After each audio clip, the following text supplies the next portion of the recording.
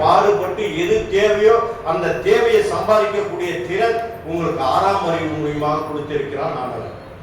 இந்த பிரபஞ்ச சக்தி, நான் சொல்றது ஆண்டவங்கிறது இந்த பிரபஞ்ச சக்தி. இந்த சக்தி எந்த நேரத்தில் இன்னைக்கு பாருங்க, அமெரிக்காவில் லாஸ் ஏஞ்சல்ஸ்ல ஃபுல்லா நெருப்பு வந்துச்சு. காரணம் என்ன? மனிதனே இந்த உலகத்தை அழிக்கிறான் என்பதுதான்.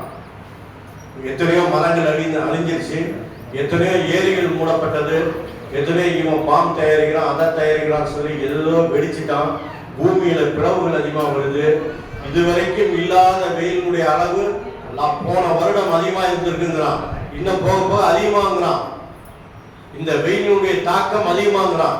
வெயில் தாக்கம் அதிகமாயிடுச்சுன்னா பலவித வியாதிகளுக்கு நம்ம உட்பட நேரிடும். அப்பதான் அம்மை வரும், காய்ச்சல் அதிகமாகும், உடம்பு கருத்தணும், தோல் சுருங்கிடும்.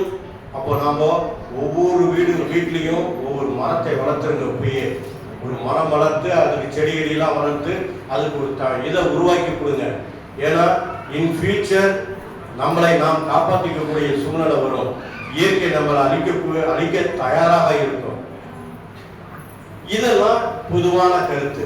சரி, குருவிட்ட வருவோம். குரு என்பவர் இருளை அகற்றுபவர், அறிவை கொடுக்கக்கூடியவர். அறிவு என்றால் ஞானத்தை போதிக்கக்கூடியவர், வாழ்வியல் தத்துவம் முழுமையும் அறிந்தவர். அவர்தான் உங்களுக்கு போதனை செய்ய முடியும். அவர்தான் வாடா, என் கூட வாடா, உன்னை நல்ல இடத்துக்கு கூட்டு போறேன் அப்படின்னு அவர்தான் கூட்டு போக முடியும். எந்த இறைவனும் கூட்டு போக முடியாது. இறைவன்லாம் பொதுவான தன்மை.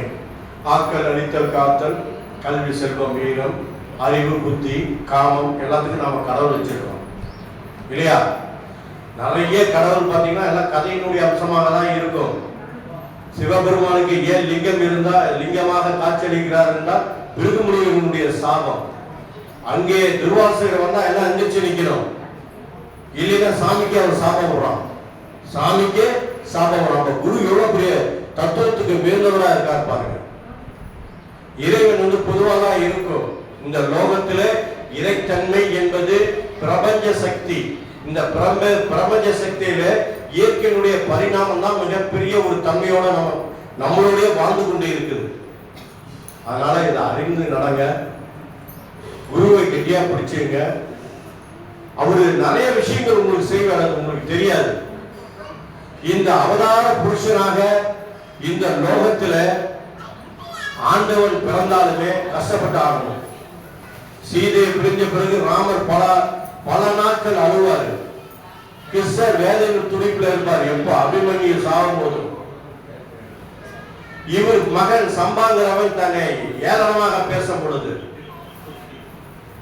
அவருடைய ஊரா துவாரகை அழியும் பொழுது எவ்வளவு வேதனை இருக்கும். கடவுளா வந்தவர் தன் நாடு அழியுது, தன் மகன்கள் எல்லாம் அழிகிறாங்க, தன் மனைவிமார்கள் எல்லாருமே அழிகிறாங்க. இவர் தனித்து போய் காட்டுல போய் வெறுத்து உட்கார்ந்து இருக்க போதுதான் ஒரு வேடன் விளையுது, விஷயம் ரொம்ப விளையாடுறான். அந்த கட்டவர்கள் ராமர் வெறுத்து போறார், லட்சுமணனை வெறுத்துறாரு, மனைவி தன்னை விட்டு போயிடுது, லவகுசா கையில தன்னுடைய ஆட்சியை ஒப்படைச்சு இவர் எல்லார் முன்னிலையும் அந்த சராக நெஞ்சில அப்படியே மூழ்கி இறக்கிறார். இதெல்லாம் கதையினுடைய அம்சம் இல்லையா? சிவபெருமான் ஒருத்தருக்கு வரம் தரார், யார் தலையில வச்சாலும் தலை வெடிச்சுன்னு. வரம் கொடுத்த பிறகு அவன் சொல்றான், உன் தலையில வைக்கணும், சிவபெருமான ஓடுறார்.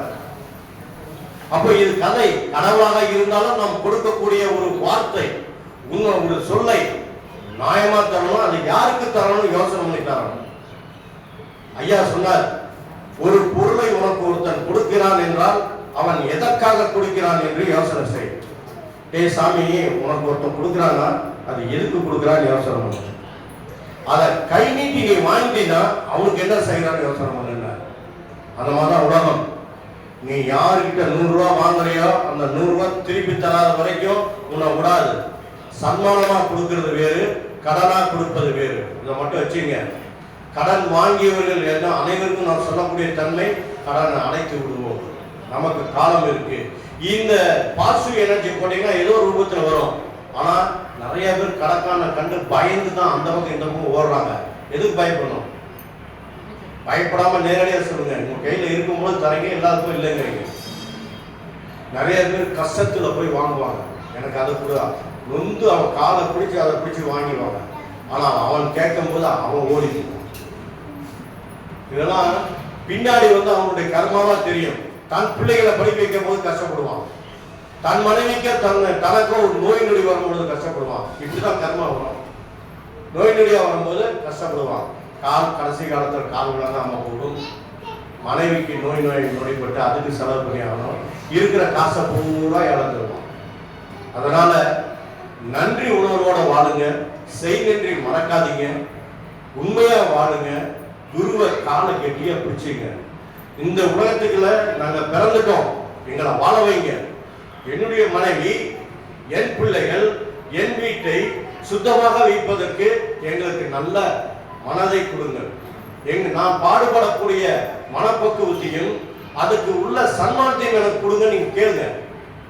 இது அவர் விரும்புறாரு. எல்லாம் போய் என்ன பண்றாங்க, பாவத்தை அவங்க பாதல கொட்டதான் தயாராயிட்டாங்க.